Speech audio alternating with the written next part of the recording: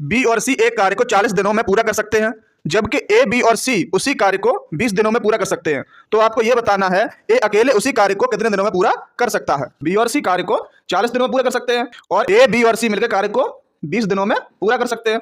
अब 40 और 20 का लासा कितना होगा? 40 और 20 का लासा कितना होगा? 40 ही होगा। ठीक है, अब 40 का भाग 40 हम लोग कितनी बार जाएगा? एक बार। और 20 का भाग 40 हम लोग कितनी बार जाएगा? दो बार। अब ये 40 है, ये क्या है? ये क्या टोटल काम है।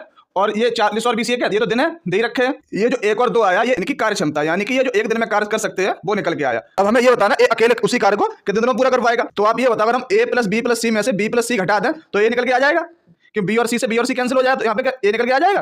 अब इसी ए का हमें बताना है ये कार्य कितने दिनों में पूरा कर लेगा। अब यहाँ से हमने इसमें से ये घटाया तो यहाँ 2 में से 1 घटा दो, 2 में से 1 जाके कितना बचेगा? 1 बचेगा। अब ये 1 क्या निकल के आ गया? इसका एक दिन का कार्य। ए जो है एक दिन में कितना काम कर लेता है? एक काम कर लेता है। और टोटल जो काम है कितना? 40 काम है। तो ए को 40 काम को करने में कितने दिन लगेंगे? 40/1 यानी कि 40 दिन। तो ए अकेले उसी कार्य को 40 दिन में पूरा कर लेगा।